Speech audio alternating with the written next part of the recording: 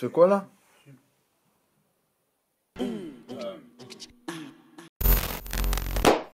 Ah, Spider-Man. Pour moi, personnellement, tout a commencé à l'âge de 4-5 ans. Étant petit, mon père avait beaucoup de cassettes de théâtre congolais pour ceux qui savent. Petit! Mais à côté de ça, mon père avait aussi beaucoup de cassettes pour moi à regarder. Et beaucoup d'entre eux étaient des cassettes de super-héros, comme Superman, Justice League. Mais celui qui m'avait le plus impressionné, c'était Spider-Man, l'homme araignée. J'ai kiffé trop cette série et je pouvais la regarder H24, je me levais et je dormais avec. En chantant la fameuse intro.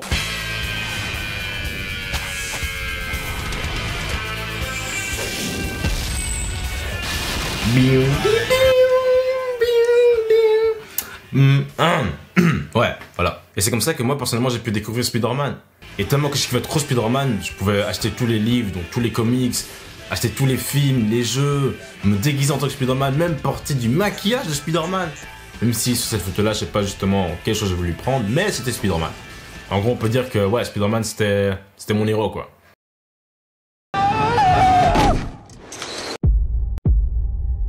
Puis un beau jour, mon père a pu me ramener le film de Sam Raimi, Spider-Man, le tout premier.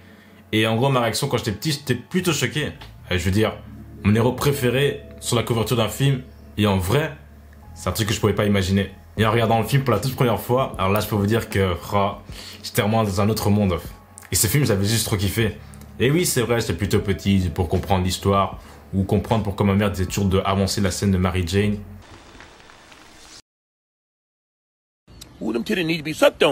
Mais juste le fait de le voir en vrai en tant que gamin et voir les combats avec le bouffon vert, c'est un truc je sais pas quoi dire, c'est juste trop kiffant. Même voir Oncle Ben mourir, une scène qui m'a beaucoup marqué quand j'étais petit. Uncle Ben? Uncle Ben? Uncle Ben? Peter. Over here, Uncle Ben.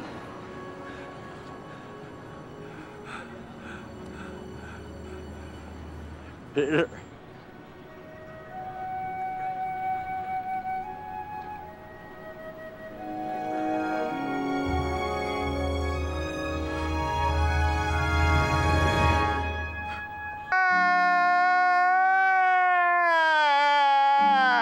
Et oui, j'ai pleuré. Ouais, j'ai pleuré. Et par après, revoir ce film quand t'es beaucoup plus grand, tu te dis que ce film est classé comme l'un des meilleurs films de Spider-Man. Du jeu d'acteur de Willem Dafoe qui joue le bouffon vert avec la fameuse scène du miroir me fascine toujours. You killed them. We killed them. We? Remember your little accident in the laboratory? Performance enhancers. Bingo. Du scénario jusqu'au casting, donc de J.K. Simmons à même Randy Savage aka Bonesaw.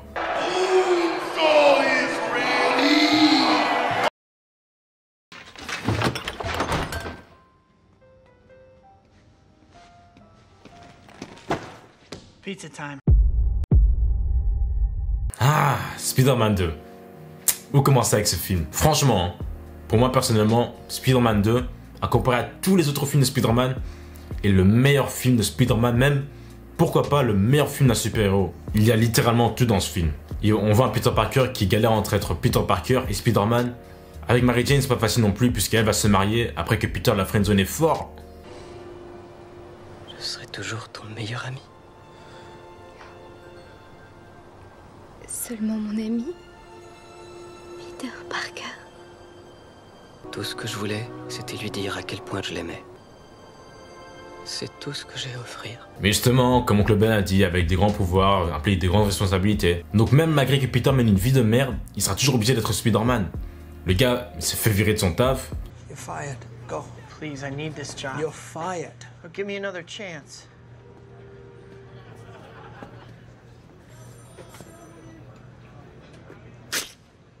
Sa tante ne sait pas payer son loyer. I'm worried about you. You're so alone. And I saw the letter from the bank. Oh, my. You did? Oh, well. So, I'm a little behind. Here, kiddo, happy birthday. You need it more than I do.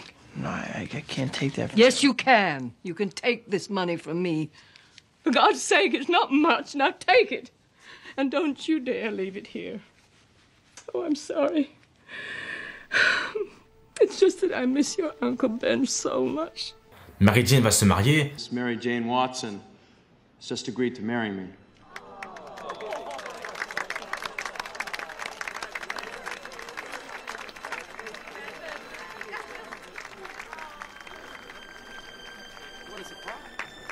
Parker, wake up! Wake up! Shoot the picture! Et sa relation avec Harry n'est pas au top, puisque lui, bien sûr, elle a la haine sur Peter sur le fait qu'il fait des photos de Spider-Man, parce que selon lui, Spider-Man a tué son père. Why, you dead? I've been kind of busy. Taking pictures of your friend? Could we get off that subject? I want us to be friends, Harry. I want us to trust each other. And be honest with me. If you knew who he was, would you tell me?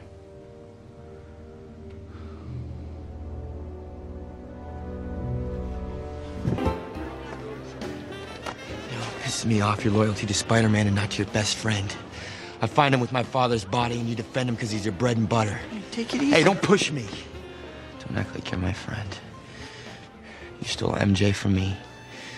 You stole my father's love. And then you let him die because he didn't turn in the freak. Isn't that right? Huh? Isn't that right? Huh, brother?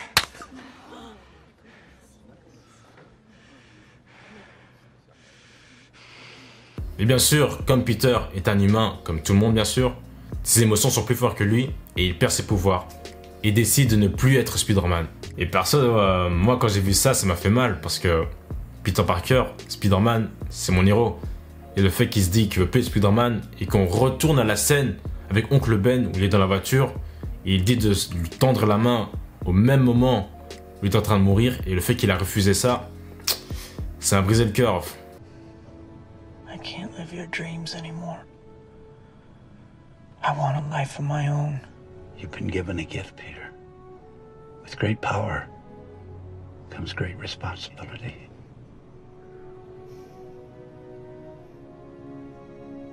Take my hand, son.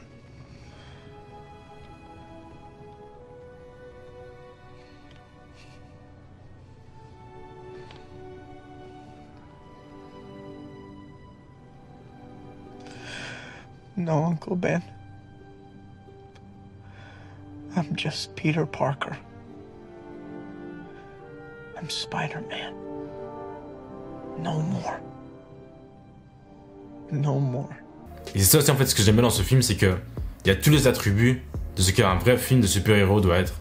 Et c'est ça en fait le truc de ce film, c'est qu'en fait ce film c'est assez humain en fait. Tu peux t'identifier avec Spider-Man, tu vois, avec ses problèmes qu'il a. Et ça que je trouve c'est hyper cool, c'est qu'en fait le fait que on sait s'identifier avec le personnage en fait. À côté de ça, dans ce film, t'as aussi un très bon méchant, Dr. Octopus. Je peux pas dire c'est vraiment méchant parce que c'est plus ses mains, si je peux dire, qui prennent le contrôle sur lui. Une scène mythique, je trouve, perso, pour Spider-Man, c'est aussi la fameuse scène avec le train. Perso, je trouve que cette scène montre vraiment à quel point Spider-Man est prêt à donner sa vie pour cette ville. En faisant ceci tout seul, bien sûr.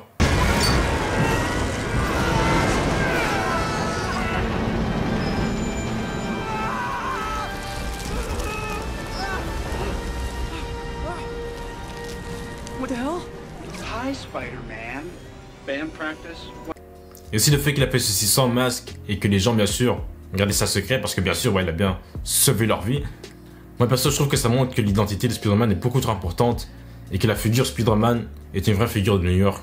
Après, peut-être s'il y aurait Snap ou Insta, alors là, peut-être on aurait une autre histoire. Peut-être que là, ouais, peut-être là, ça aurait été chaud pour Peter Parker.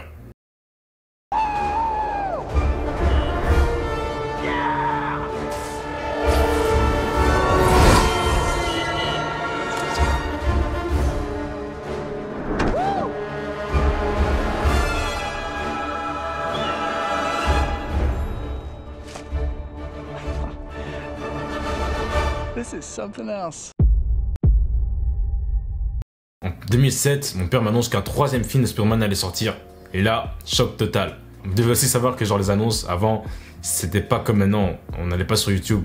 Moi perso, quand j'allais savoir qu'un prochain film allait sortir, c'était au cinéma même. Voilà, en tout cas, j'ai eu la chance de voir le trailer sur YouTube à ce moment-là. Et shit, c'était plutôt cool. Les trailers étaient vraiment plutôt cool. Je vous conseille de le re-regarder. En plus, je l'ai revu il y a pas longtemps. Et ouais, en vérité, c'est dramatique, c'est cool. Donc ouais, c'était plutôt cool de voir le trailer pour une première fois. Je crois que c'était la première fois même que j'ai vu un trailer. Et perso, après avoir vu le trailer, j'avais grave kiffé le fait qu'ils avaient introduit Venom, puisque c'était un des méchants que j'avais grave kiffé quand je regardais les dessins animés quand j'étais petit. Et perso, après avoir vu le film la toute première fois, j'ai grave kiffé le film, j'ai trouvé ça plutôt correct. Au-delà de la chanson de Spider-Man noir, les fights avec l'homme sable et Harry, j'avais vraiment grave aimé. C'est pas après quand tu revois le film quand t'es plus grand et que tu te renseignes à propos du film et tu vois les conflits entre Sam Raimi et Sony, c'est là que tu te dis, ah ouais merde. Pour ceux qui ne savent pas, pour Spider-Man 3, le big méchant normalement était juste l'homme sable avec Harry à côté. Mais Sony a forcé Sam Raimi à introduire Venom dans le film. Genre limite ils l'ont acharné avec ça. Ce qui n'était pas dans ses projets de base, puisque lui ne comprenait pas trop le personnage. Il ne voulait pas introduire un personnage qu'il ne comprenait pas. Ce qui est tout à fait normal. Perso, moi je trouve qu'il a encore fait un bon job à introduire Venom dans le film. Et bon, pour lui, personnellement, il n'aime pas trop ce film de Spider-Man. Just a movie that didn't work very well. You know, had a lot of... I tried to make it work, but didn't really believe in all the characters. And if the director doesn't love something, it's wrong of them to make it. Parlons maintenant de ce Spider-Man 4 qui n'a jamais vu le jour. Le plan de Sam Raimi pour ce film, c'était de faire de ce film le meilleur film de Spider-Man. Normalement pour ce film, on aurait dû avoir le Vautour et Black Cat en tant que méchants. Donc en gros, j'ai pu un peu faire mes recherches et j'ai retrouvé en fait que le plot original du film Spider-Man 4 qui n'a jamais eu lieu, en fait c'était quoi? C'était Spider-Man en fait qui livre plusieurs méchants. Spider-Man en fait qu'on a déjà vu dans les comics, dont Mysterio par exemple, qui le livre à la police. Et qu'en fait il a voulu faire la même chose avec le Vautour, mais ça n'a pas été, c'était beaucoup plus dur que les méchants précédents et c'est comme ça que commence le film. Donc dites-vous, Sam Raimi était prêt à fumer, il était prêt avec ce projet, mais qui toque à la porte? Sony. Donc Sony a encore supplié à Sam Raimi d'introduire Kurt Connors et qui est le lézard dans le film. Mais Sam Raimi lui en avait marre que le studio puisse lui mettre la pression à mettre les personnages dans lesquels il n'avait aucune envie d'introduire dans ses films. Parce que pour lui, c'est pour ça que Spider-Man 3 a été un gros flop. Mais Sony disait qu'il faisait juste reboot, donc recommencer la franchise avec un tout nouveau cast et une toute nouvelle histoire. Et finalement, ceci s'est terminé avec Raimi en abandonnant le projet. Il voulait pas faire un film dans lequel il avait aucun pouvoir niveau histoire, donc Sony a juste reboot toute la franchise. I bring it! Come on, Parker! Come on!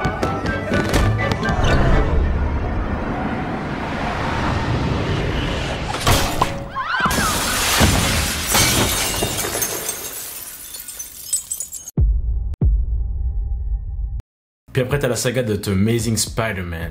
Perso, je trouve qu'il y avait beaucoup de potentiel avec ce Spider-Man. Il était beaucoup plus jeune. Et je me suis dit qu'on allait voir un côté beaucoup plus dark de Spider-Man. Mais un des gros problèmes, selon moi, pour ce Spider-Man, c'était que ce Peter Parker était beaucoup trop cool. Perso, moi, quand j'ai vu le film la première fois, je trouve ça assez bizarre de voir un Peter Parker qui affronte un Flash Thompson. Hey, Parker, come on, get a picture of this. Come on. Come on. Take a picture of it. Come on. Gordon, don't eat it, don't eat it. Take the picture, Parker. Put him down, Flash. Take the picture. Put him down, Eugene. Hey. Come on, get up, Parker. Get up, come on. Come on. Still not taking the picture. Stay down, Parker. Après, c'est vrai qu'Andrew Garfield, selon moi, a fait un très bon job en étant Spider-Man. Mais pour être Peter Parker, pour moi, ça ne marchait pas. Et moi, ce qui m'énerve encore plus dans The Amazing Spider-Man, c'est que tu as l'impression que Sony n'a toujours pas appris de ses erreurs en introduisant plusieurs méchants dans le film. Et j'ai l'impression que pour un film de Spider-Man, ceci ne marche pas vraiment. Puis après, tu as The Amazing Spider-Man 2 qui est à la limite pour moi un film romantique. Ouais, pour moi, c'est un film romantique, je suis désolé, mais moi, j'ai vraiment pas aimé ce film. Puis après, il y avait des rumeurs pour le troisième film, comme quoi que Peter allait ressusciter Gwen et son padre. Part of the discussion was that possibly in 3, there was this idea at one point that Spider-Man would be able to take this formula and regenerate the people in his life that had died. So there was this discussion about that Captain Stacy would come back even bigger in episode 3, and I was like, let's go. Et par après, on allait avoir enfin un film des Sinister Six, dans lequel ils en parlent depuis des années. Et bon, par après, Andrew Garfield s'est fait virer de Sony. I'm sorry, you're fired. Get out of here. So cry if you need to. Puisque lui n'avait pas accompagné le big boss de Sony à Rio pour annoncer le troisième film. Et je trouve ça plutôt dommage pour Andrew Garfield, parce que lui aussi était un très grand fan de la saga de Sam Raimi, et aussi un grand fan de Spider-Man en soi. You have no idea how much this means to me. I've always wanted to come here as a fan, and this is my first time, so here I am as a fan. I just want to say a couple of things. I'm Andrew Garfield, and I'm going to be here introducing this panel, this amazing Spider-Man panel. Stan Lee says that the reason why Spidey is so popular is because all of us can relate to him, and I agree. I needed Spidey in my life when I was a kid, and he gave me hope. Et lui aussi ne voulait pas ruiner le personnage de Spider-Man parce qu'il avait aussi du respect pour cette figure. Et justement, comme lui aussi n'a pas été un grand fan de Ultimate Spider-Man 2, puisque Sony avait changé les scripts, ils ont aussi jeté de nouveaux personnages comme ça, ben ceci a mené à que Andrew puisse prendre cette décision à ne pas rejoindre le CEO de Sony à Rio. It was story and character were actually not top of the priority list ultimately. Got it. Yeah. And I found that really tricky. I signed up to serve the story and to serve this incredible character that I've been dressing as since I was 3. Yeah. And then it gets compromised and it breaks my heart. Yeah, I got heartbroken a little bit to a certain degree. Donc ouais, t'as mis Spider-Man, du gros potentiel, mais un flop. All right, I've run out of patience. On to Ruse!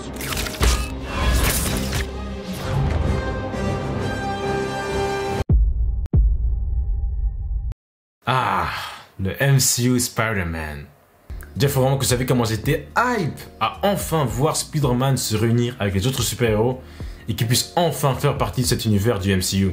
Depuis, j'avais attendu pour ce moment. Depuis, en regardant le trailer de Civil War et voir Spider-Man avec le shield de Captain America, god damn, j'aurais dû faire une réaction sur là parce que vraiment, je suis trop content en le voyant. En le voyant, j'ai même sorti un gros. Pour moi, c'était vraiment une route vers un Spider-Man qu'on allait enfin respecter. Il avait l'air beaucoup plus jeune cette fois-ci. Dans Civil War, je trouve aussi que Tom Holland a fait un bon job en étant Spider-Man. Le gars se prenait pas trop sérieux, il était drôle et tout ça. Vraiment, ouais, c'était Spider-Man quoi. Et je me suis dit, à partir de Civil War, no problem. Le premier film, Homecoming. Ce qui est dommage avec ce film, un truc que j'ai déjà dit dans ma vidéo précédente, c'est que j'ai l'impression que ce film tourne vraiment autour de Iron Man. Avec le méchant, le vautour, Michael Keaton aussi qui a fait un très bon job. J'ai vraiment grave kiffé sa performance en tant que vautour. Mais le premier film a pas vraiment trop plu. C'était pas un mauvais film non plus. Mais je sais pas, en tant que film de Spider-Man, je m'attendais à beaucoup plus. Mais comme c'était le premier film, je me suis dit, bon, c'est bon, j'ai rien vu. I'm gonna let it slide, right? Et puis on a eu Far From Home. Comme beaucoup d'entre vous le savent, j'ai beaucoup de mal à regarder ce film. Déjà en regardant le trailer, j'étais pas vraiment trop hype. Bon, je vais pas commencer à faire tout un rant à propos du film. J'ai déjà critiqué ce film, vous pouvez aussi voir ça dans une de mes vidéos précédentes. Même si je dois avouer qu'à ce moment-là, j'étais encore plutôt réservé, tu vois. Parce que si je devais faire une critique sur Far From Home maintenant, j'avoue que là, ça aurait été une autre vidéo. Mais juste en tant que long fan de Spider-Man, avoir grandi avec ce personnage, et en sortant de cette salle, mec, après ce film, man, j'avais mal au cœur. Mon cœur était brisé, mec. Et surtout, un truc qui me fait aussi mal, c'est quand je vois certains fans glorifier ce nouveau Spider-Man et ce nouveau film. Oh, Steve Rada. Oh, tranquille, mon gars, quoi. tranquille. Oh, je vois que ça perce en plus. Ah, ça perce. Offset. Offset. Ah non, t'es quoi? Migos. Mais Migos, ça fout, je suis trop content. Il a partagé ma vidéo et puis tout. ça fait des millions de vues, ça. J'ai vu la vidéo de Spider-Man là. Ah, de Spider-Man. Mais ça toujours m'a montré, gros. Ah, tu veux voir? Ouais, je vais la percée, attends, je te la montre. Vas-y, Marvel, s'il vous plaît, arrêtez de faire des méchants qui ont une relation avec Tony Stark. Oh, mais donne. Hein? Ah, mais non, t'inquiète, peut-être une prochaine fois, t'inquiète, frère. Pourquoi tu es des petits bizarres là? Vas-y, donne juste ton. Vas-y, tiens, alors, vas-y. Laisse-moi voir tes TikTok, frère. Ouais, c'est bon.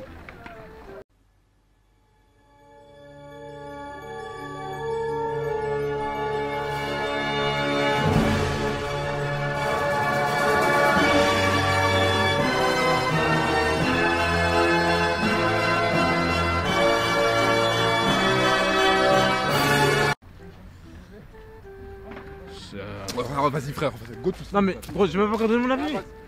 Un truc surtout qui m'a vraiment marqué dans ce film, c'est le fait genre, après c'est un tout petit détail, je sais très bien, mais on sait tous que Peter avait pris la valise de Oncle Ben pour partir en Europe, et le fait que Tante May dit où est sa valise, et il dit ouais, je sais pas, genre ça a été détruit, tu vois, il sait pas, il s'en fout de la dernière mémoire probablement de Oncle Ben, man, fuck him.